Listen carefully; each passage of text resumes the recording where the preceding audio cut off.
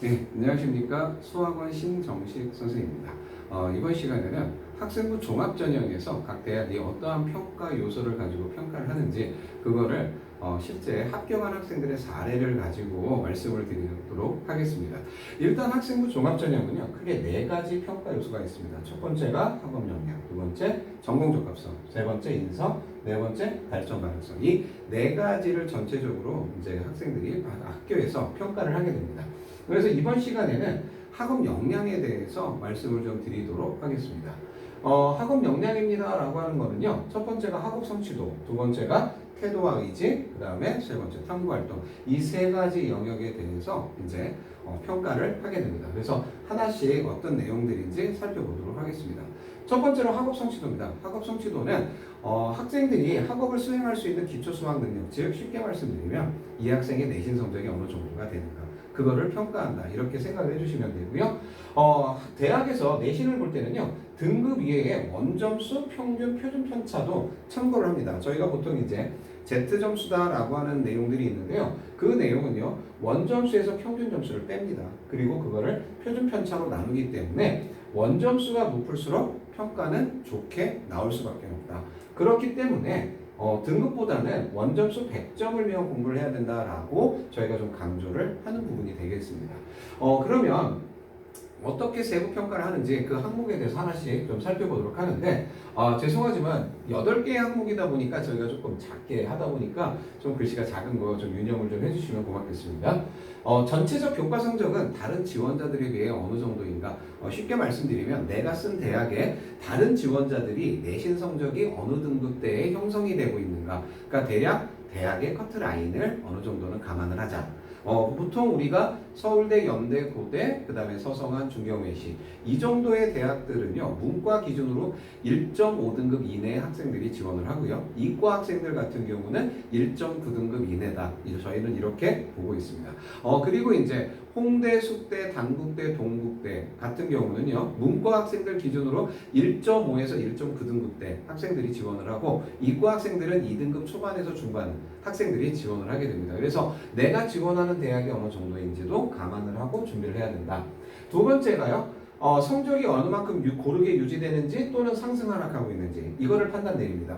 성적은요, 일단 고르고 일정하게 유지되는 게 가장 좋은 거고요. 실제로 성적이 일정하다라고 해도 탐구 과목에 대해서 이제 선택적으로 학생들이 들어가기 때문에 조금은 변동이 있다. 그렇기 때문에 일정하게 유지되는 거는 실제로는 성적이 상승하고 있다. 그런데 어떤 학생들 같은 경우 이런 얘기를 하거든요. 성적이 꾸준히 향상되는 게 대학에서도 좋아하는 거 아닙니까? 실제로 봤을 때는요, 대학이 뭐 그런 걸 크게 신경을 쓰는 것 같진 않아요. 오히려 이제 발전 가능성에서 어필을 할 수 있는 부분이지 이 부분을 크게 나타내고 있는 것은 아닌 것 같습니다. 그리고 또 한 가지가 나머지 과목에 대해서요. 나머지 과목에 대해서 소홀함이 없는가? 이 부분은 뭐냐면, 보통 학생들이 예체능 과목이나 제2외국 과목은 약간 좀 등한시하는 경향이 있는데, 이 점수가 너무 낮아버리면 실질적으로 면접할 때 면접관들이 종종 질문을 하거든요. 그렇기 때문에 전체적 등급은 보통 저희가 이제 이런 등급들도 한 3등급 이내는 유지할 수 있게 가보자, 이렇게 얘기를 하게 됩니다. 그리고 이제 다섯 번째, 여섯 번째가요, 희망 전공에 대한 기본 과목 어느 정도 이수했는가, 그 다음에 관련해서 도전적인 과정을 이수하기 위해서 어떤 노력을 했는가, 대부분이 이제 교과 활동 외의 활동들을 얘기하는 거고요. 여기에서는 보통 학생들이 이제 공동교육 과목, 공동교육 과정, 이런 것들을 통해서 이런 것들을 좀 채워나가는 방법들이 있을 겁니다.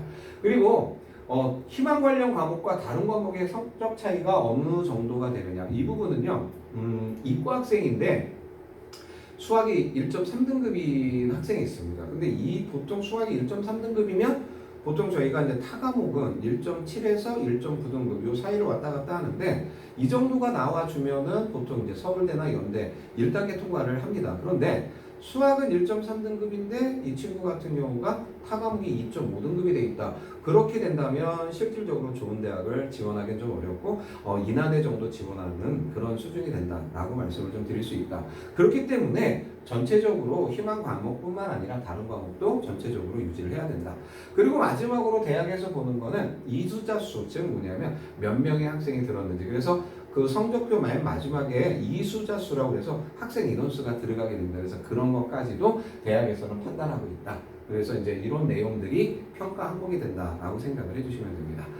그러면 실제 사례를 가지고 좀 말씀을 좀 드릴게요. 작년에 이제 명신여고 학생이었고 단국대 과학교육학과를 합격을 했는데 단국대 과학교육학과 같은 경우는 대부분 1등급 후반대에 형성이 됩니다. 그런데 이 친구 같은 경우 석차 등급이 그렇게 좋은 편은 아니었어요. 2등급 중후반대였는데 원점수가 상당히 높게 형성이 되다 보니까 이러한 학교를 합격하지 않았을까. 그리고 이제 이거는 다른 학생입니다. 다른 학생의 경우 1등급 중반대의 석차를 유지하는데 석차 등급이 원점수가 90점밖에 91점대에서 형성이 되고 있는데 이 친구하고 별 차이가 없어요. 그렇기 때문에 석차 등급은 좋지는 않지만 원점수 비율이 좋았다. 즉 원점수의 성적이 좋았다. 그러면은 훨씬 더 좋은 평가를 받을 수가 있다. 그렇기 때문에 학업 성취도에서는 반드시 원점수가 좋게 형성될 수 있도록 준비를 하자. 그리고 이제 두 번째가 학업 태도와 학업 의지가 있습니다. 학업 태도와 학업 의지는 말 그대로 이제 학교, 대학에서 되게 좀 중요하게 판단되는데 자기 주도성을 어느 만큼 어필할 수 있는지가 여기서 드러난다고 말씀드릴 수 있고요. 첫 번째로 학업을 수행하고 학습해 나가는 자발적 태도 의지. 그러니까 학교 프로그램을 그대로 이수했다가 아니라 그 안에서 내가 뭔가를 내 스스로가 찾고 노력하고 있는 그 모습들이 있는가를 판단을 하고요. 학습자 스스로가 설정하고 적절한 학습 전략을 계획하고 실행을 해야 된다. 즉 스스로 목표를 만들고 그거를 실행해 나가는 그러한 것들이 세특 안에 담겨져 있을 때 좋은 평가를 받을 수가 있게 된다. 이렇게 말씀을 드릴 수 있습니다. 세부 평가로서는요. 교과 수업에 얼마만큼 집중하고 스스로 참여하고 이해하는 태도 열정이 보이는가. 뭐 말은 조금 그렇지만요. 세특 안에 이런 내용들이 계속 들어가 있어야 된다는 거예요. 어떤 모둠 활동이나 어떤 주제를 가지고 그 수업 안에서 발표를 했다거나 무슨 활동을 했다거나 이런 내용들이 계속해서 들어가 있는 게 상당히 좋게 평가가 되고 있다. 이렇게 말씀드릴 수 있고요. 두 번째가 자발적 성취 동기와 목표의식을 가지고 중요한 포인트가 이거거든요. 넓고 깊게 학습을 하는가. 그러니까 교과 활동을 통해서 거기 안에서 내가 이거를 거기서 끝나는 게 아니라 조금 더 넓고 내 지식의 폭을 확장해 나가는 그러한 모습들이 보이고 있는가를 판단을 하고요. 그 다음에 새로운 것을 창출해 내려는 노력을 하고 있는가. 서울시립대 같은 경우는요. 교과 활동을 통해서 그거를 바탕으로 새로운 아이디어를 창출해 내본 적이 있는가라는 게 평가 항목에 들어있어요. 그런 식으로 폭 넓게 학습하려는 의지를 가지고 그거를 통해서 새로운 것을 창출하는 모습까지 세특에 담겨져 있어야지 좋은 학생부다라고 저희가 판단을 내린다. 이렇게 말씀을 드릴 수 있습니다. 보통 이제 학업 태도와 학업 의지에 대해서는 어떠한 목적에 대한 이유가 있고 그거에 대해서 어떤 노력을 했고 그리고 중요한 거 학교 생활에 얼마만큼 적극적으로 참여했고 그리고 스스로 알고자 하는 노력과 태도가 있는지 그래서 결국에는 자기주도적으로 학습을 했는가 이거를 보는 게 학업 태도와 의지가 된다라고 생각을 해주시면 될 것 같습니다. 그러면 실제 사례를 가지고 좀 말씀을 드릴게요. 작년에 고려대학교 경영학과를 입학한 학생인데요.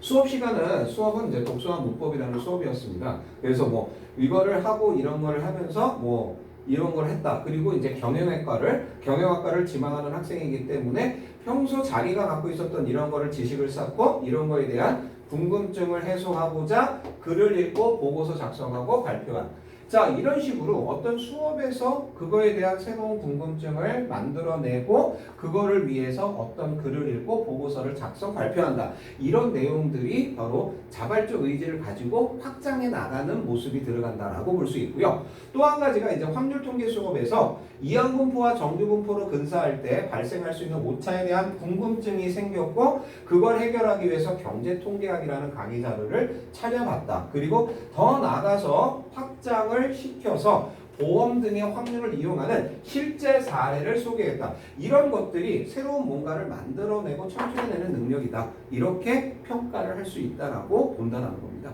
그래서 세트 간에 이러한 내용들이 반드시 들어가 줘야지만 좋은 학생부가 된다. 또 한 학생을 좀 예를 좀 들어보도록 하겠습니다. 작년에 이제 서울시립대 통계학과를 합격한 학생인데 아까 말씀드린 것처럼 서울시립대 안에는 새로운 거를 창출해내는 뭔가를 아이디어를 만들어내느냐라는 것까지 있다라고 말씀을 드렸죠. 이 친구도 이제 확률 통계에서 똑같은 내용을 가지고 이제 했는데 이 중에서 특히 몬티오레의 딜레마라는 문제를 다루면서 여기에서 설명을 논리적으로 이제 해나가면서 확률과 이거에 대해서 새로운 영상물을 제작하고 아이디어를 토론하고 촬영 제작해 보면서 수학에 대한 흥미와 활용도를 높여가고 있다. 전체적으로 그냥 무난해 보이는데요. 어떤 부분이 조금 아쉽냐면은 이러한 영상물을 제작하면서 아이디어 토론하고 뭔가를 만들었다. 그러면 아까 그 학생처럼 뭔가 조금 더 구체적인 활동과 내용이 들어가 있으면 조금 더 나은 학생부가 세특이 되지 않았을까? 저희는 이렇게 좀 보고 있습니다. 그리고 기하 벡터에서는 이런 내용이 들어가요. 교과서 밖의 내용에 대한 외적을 조사해서 수학의 외연을 확장시키고 있다. 즉 교과 내용뿐만 아니라 그거의 내용을 확장해서 수학적인 역량을 넓혀가고 있다라는 내용이 이렇게 세특 안에 들어가 있으면 상당히 좋은 세특이 됩니다.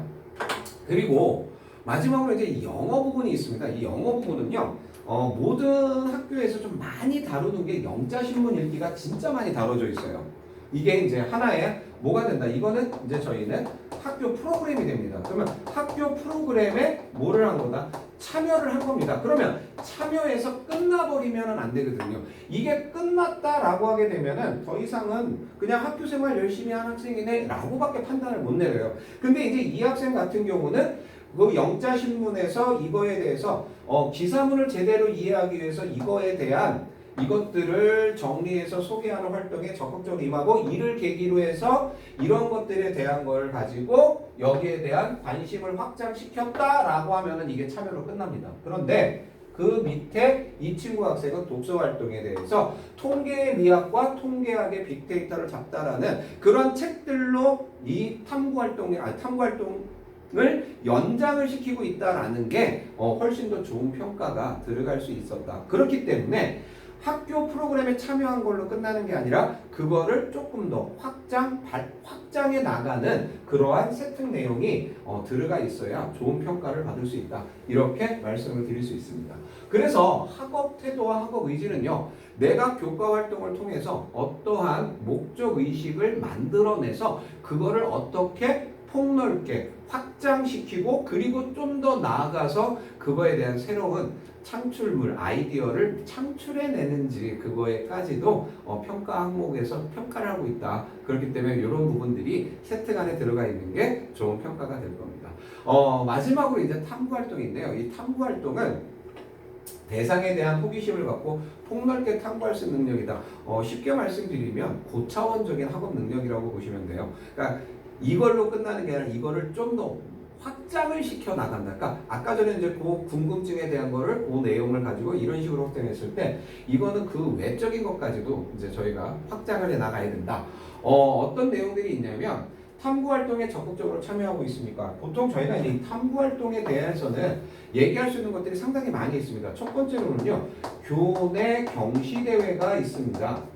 교내 경시대회 입상 수상 경력. 그래서 이거는 보통 저희가 수상 경력에서 저희가 참고를 할 수가 있고요. 그 다음 아까 말씀드린 것처럼 독서 활동이라든지 또는 공동교육과정이라든지 글쓰기 활동이라든지 즉 교과에서 이루어지고 있는 그거를 내연을 확장시키는 그러한 활동들이 어느 만큼 있는가 그것들을 평가하고 있고요. 두 번째는 창의적 산출물을 결과를 산출하고 있는가 이게 이제 아까 전에 말씀드렸던 새로운 아이디어를 가지고 뭔가를 만들어내는가 이런 부분이 되겠습니다. 그리고 열의와 지적 관심을 가지고 있는가 그러니까 계속 끊임없는 궁금증을 유발해야 된다. 그리고 마지막으로 어느 만큼의 호기심과 의지를 가지고 있는지에 대한 평가 요 내용들이 들어가게 됩니다.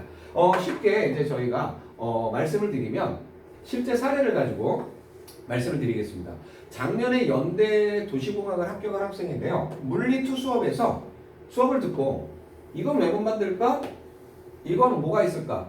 이러한 궁금증을 가지고 이 친구 같은 경우는 연력학에 대한 책 독서 활동과 K목, 테드, DBP라고 하는 이건 이제 온라인 수업 강좌거든요. 이런 것들을 찾아보면서 해결하는 자세를 갖추고 있다. 그러니까 단순하게 학교 과목 교과 내용이 아니라 그거를 보다 더 폭넓게 확장시키면서 이러한 책들, 독서 활동과 온라인 교육을 가지고 하겠다는 의지가 보여진다는 거고요. 그 다음에 또 이러한 궁금증을 가지고 K목 일반물리 전자기하의 강의를 듣고 이거에 대해서 확장해 나가고 있다. 이런 표현들, 즉 뭐냐면 독서 활동이라든지 또는 온라인 교육이라든지 이런 것들에 대한 내용을 가지고 내가 외연을 확장한다. 이런 표현들이 세트간에 실려야지 된다는 말씀을 좀 드릴게요. 근데 이제 지구과학2에서는 은하가 어떻게 막대 형태가 되었을까라는 주제를 발표했는데 그게 평소 궁금했던 내용인데 조사를 정확히 해서 친구들과 뭐 설명을 했다. 나쁘지는 않고 좀 평이하죠. 조금 아쉬운 거는 어떤 조사 내용이 여기만큼 구체적으로 들어가 있지가 않다라는 게 조금 아쉬운 부분이거든요. 그러니까 항상 어떤 교과 과목 내에서 뭔가를 더 확장시키고 했을 때에는 반드시 그거에 대한 구체적 활동과 내용이 반드시 세트 간에 담겨져 있을 때 좋은 평가를 받을 수 있다. 이렇게 말씀을 좀 드리겠습니다. 지금까지 학업 역량에 대해서 이제 크게 세 가지에 대해서 말씀을 드렸어요. 첫 번째는 학업 성취도, 두 번째는 태도와 의지, 세 번째는 탐구 활동. 자, 그렇다면은 이런 것들은 어떻게 형성이 되고 어떻게 만들어야 될까요? 첫 번째, 원점수 100점을 위한 준비를 해야 됩니다. 아까 말씀드린 것처럼 학업 성취도는 원점수가 좋을수록 더 좋은 평가를 받게 됩니다. 그렇기 때문에 가급적이면 100점을 위한 공부를 해야 된다. 그럼 100점을 위한 공부는 어떻게 하는 건가? 쉽게 말씀드려서 국어, 영어, 수학만 간략하게 말씀을 좀 드리면 국어 과목 같은 경우는요. 한 부분에 대해서 학교 선생님이 출제를 하십니다. 그렇기 때문에 철저하게 학교 선생님에 대한 포인트를 잡고 있어야 돼요. 그렇기 때문에 무조건 수업 시간 100% 선생님 말씀을 필기해서 정리해서 그걸 암기하는 수준까지 가야 돼요. 완벽하게. 그리고 나서 평가 문항집을 풀고 연습을 하고 그 모든 평가 문항집에 더 알아보기라는 내용이 들어갑니다. 그 내용은 나와 있는 게 아니에요. 그거를 여러분들이 내용을 보고 그거를 인터넷에서 찾아야 되는데 이 부분에서도 학교 선생님들은 얼마든지 출제를 할 수 있다는 거.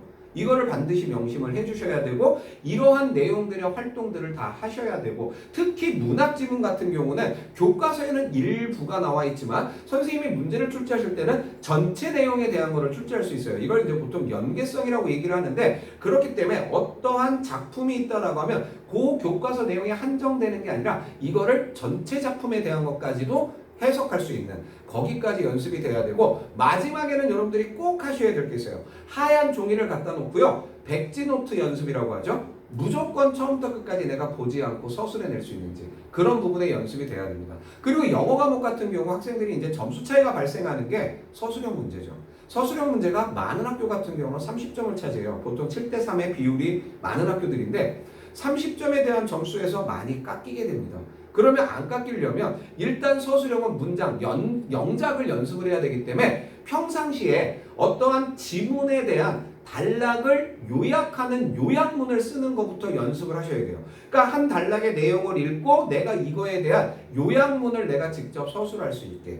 그래서 마지막에는 이거에 대한 전체 주제 문장이라든지 주제문을 가지고 내가 장문을 할 수 있게끔. 그런데 이 장문을 할 때 반드시 들어가야 되는 게 문법인 내용이 되겠죠. 그래서 마지막에는 문법성 오류 판단을 하실 수 있을 정도까지 가셔야 되기 때문에 문법 사항에 대한 것도 철저하게 준비를 해야 된다. 그래서 항상 글쓰기 연습이 준비가 되어 있지 않으면 서술형 문제를 풀 때 반드시 어려움을 겪을 수밖에 없다. 그러니까 항상 요약문이라든지 주제문을 작성하는 글쓰기 연습이 들어가야 된다. 수학 같은 경우는 다 아시죠? 기본 개념을 완벽하게 이해를 하고 그거에 대한 유형별 문제들을 거의 기계적으로 풀 수 있는 수준까지 연습이 돼야 되고요. 그런 다음에 마지막에 난이도 높은 문제를 가지고 논리적으로 해석하는 연습이 돼야 돼요. 보통 저희가 학교 시험 문제가 20문항에서 22문항 요 사이거든요. 근데 제한 시간은 50분이죠. 그럼 한 문제에 3분이 안 걸려야 된다는 얘기거든요. 그렇다면 문제 푸는 속도도 상당히 있어야 되겠죠? 그 다음에 또 하나, 문제 푸는 속도를 빨리 하려면 논리적 해석 능력이 빨라져야 되겠죠. 그렇기 때문에 난이도 있는 문제를 하루에 4문제, 하루에 5문제 단원별로 잡아놓고 이거를 내가 논리적으로 해석해 나가는 연습을 꾸준히 반복하셔야 돼요.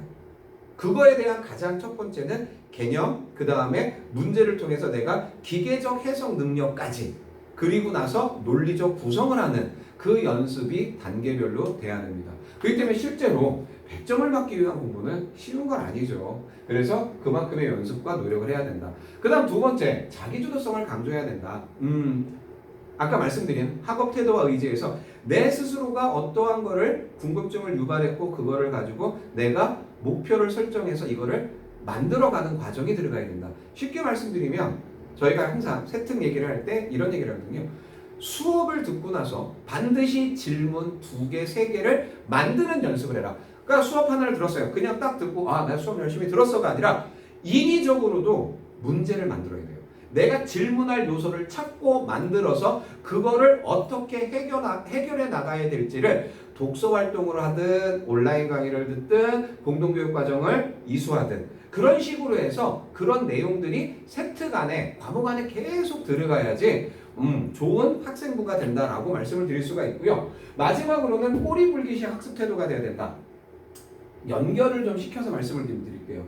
100점을 위한 공부를 하기 위해서 교과 활동을 열심히 준비를 하면서 그 안에서 질문거리를 만들어서요. 그거를 가지고 독서 활동이라든지 온라인 강좌라든지 이런 거를 통해서 내가 내 지식의 영역을 폭넓게 만들고 그리고 거기서 끝나는 게 아니라 좀 더 추가적으로 내가 찾아낼 수 있는 것들을 계속해서 꼬리물기식으로 연결해야 된다. 즉 독서 활동도 한 가지로 끝나는 게 아니고요. 한 권으로 끝나는 게 아니라 이 내용을 가지고 이 책을 읽었다가 그 책에 대한 내용에 대해서 또 궁금증이 생겨서 또 다른 책이나 강의를 연결해 나가는 그러한 꼬리물기식의 학습 태도를 만들어주는 게 바로 탐구 활동의 좋은 평가 요소가 되겠습니다. 어려워요. 학업 역량 자체가 상당히 힘든 부분이고 보통 이제 대학교에서 학업 역량에서 제일 우선시하고 있는 게 지금 이제 표에 나와 있는데요. 첫 번째는 이 부분이거든요. 교과 활동에 대해서 학업 역량이 어느 만큼 고르게 나타나고 있는가. 그 다음에 또 한 가지는 더 필요한 공부가 뭐가 있을까 고민한다. 이런 것들이 있는가. 그리고 나서 이것들을 가지고 내가 어떻게 성장한 모습이 어떤 모습이 되는가. 그래서 결국에는 마지막에 이제 이게 탐구죠. 자, 새롭게 뭔가를 창출해내는 능력이 있는가. 여기까지를 판단하는 게 저희가 보통 얘기하는 학업 역량이 됩니다. 네, 오늘은 저희가 학업 역량에 대해서 좀 말씀을 드렸는데요. 다음 시간에 이제 전공 적합성에 대한 평가 항목을 마찬가지로 실제 사례를 통해서 이제 제가 이제 설명을 좀 드릴 텐데 사실은 이 학업 역량과 전공 적합성은 분리되어 있는 게 아닙니다. 똑같이 연결을 시켜 나가면서 가는 부분이고요. 어머님들이나 부모님들이나 학생들이 꼭 유념해 두셔야 될 거는 교과 활동 안에서 그걸로 끝나고 학교 프로그램으로 끝나는 게 아니라 이거를 조금 더 발전 확장시킬 수 있도록 연습을 하셔야 되고 중요한 거 내신 성적을 일단은 잘 나오게끔 학업도 중요하다는 거 반드시 잊지 말으셔야 될 겁니다. 오늘은 여기까지 마무리하도록 하고요. 다음 시간에 뵙도록 하겠습니다. 감사합니다.